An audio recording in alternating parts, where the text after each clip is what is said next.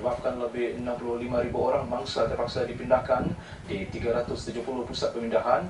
Awal pagi tadi, seorang lelaki di Lipis Pahang menjadi mangsa kelima banjir, manakala sepasang suami isteri dikuatiri lemas selepas bot penyelamat terbalik di Kemaman, Terengganu. Dalam perkembangan yang lebih membimbangkan, terdapat laporan mengenai mangsa yang terperangkap di pusat penumpakan banjir dan terputus hubungan. Cuaca buruk menambahkan cabaran kepada pasukan penyelamat yang kini berlumba dengan masa. Kelantan mencatat peningkatan 2,000 mangsa kepada 26,968 orang berbanding 24,000 tengah hari tadi. 33 pusat pemindahan baru turut dibuka di 9 jajahan yang terjejas menjadikan jumlah pusat pemindahan kini sebanyak 129. Jajahan Gua Musang mencatatkan jumlah mangsa tertinggi 7,358 orang, Pasir Mas 6,663 orang, Kuala Krai 4,834 orang dan Tumpat 4,432 orang mangsa.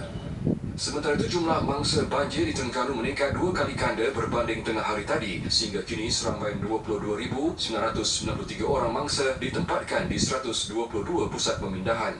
Daerah Kemaman paling teruk terjejas dengan jumlah mangsa seramai 13,521 orang, manakala Dungun 4,971 orang.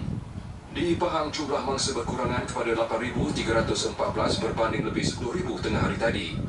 Di Perak, jumlah mangsa meningkat kepada 1,518 orang berbanding 1,000 tengah hari tadi. Dua daerah Hulu Perak dan Kuala Kangsar antara yang terjejas teruk. Semua 368 keluarga ditempatkan di 20 pusat pemindahan. Di Perlis, jumlah mangsa turut meningkat kepada 234 orang. Semua 69 keluarga yang terjejas ditempatkan ke 7 pusat pemindahan. Paras air empangan Timah Tasuk sehingga kini masih melebihi paras bahaya. Dan di Sabah, pusat pemindahan di arah Beaufort ditutup sepenuhnya jam 5 petang tadi. 500 mangsa banjir pula dilaporkan terperangkap di Sekolah Menengah Kebangsaan Mani Urai. Pusat pemindahan sementara itu dinaiki air sehingga tingkat 3 bangunan berkenaan. Menurut jurucakap Bomba dan Penyelamat Kelantan, air yang naik mendadak di kawasan itu menyebabkan sebuah mangsa banjir terpaksa menyelamatkan diri naik ke tingkat 4 bangunan. Katanya, pasukan penyelamat berdepan masalah untuk memindahkan semua mangsa kerana tiada lokasi yang sesuai untuk menempatkan mereka.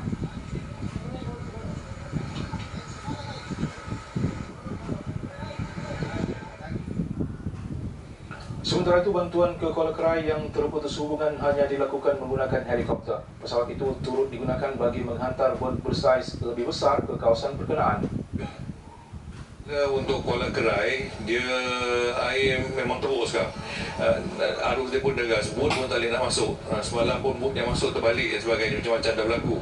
Jadi apa yang saya sedang usahakan sekarang ialah kita beli bahan benda yang dah masak siap. Dan itu pun helikopter dia boleh pergi, tempat landing tak ada. Dan keadaan yang tak ada tempat landing ni, kita akan airdrop barang makan seperti yang itu kita nak buat di data panjang tak jadi sebab last truk besar boleh masuk. Tapi yang ini hari ini memang tak boleh masuk dengan bot, memang tak ada laluan yang lain. Jadi alternatif yang ada hanya airdrop. Datuk Tajuddin berkata demikian ketika meninjau operasi bantuan ke Kuala Krai di Kem 8 Brigade Bengkalan Cepak. Katanya bantuan akan digugurkan dari udara di tempat yang sukar untuk helikopter mendarat. Ketika ini, 2 pusat pemindahan di Kuala Krai terputus hubungan sepenuhnya. Pusat berkenaan di Sekolah Menengah Lalong yang dihuni kira-kira 1,400 orang dan Sekolah Menengah Mani Urai 300 mangsa banjir.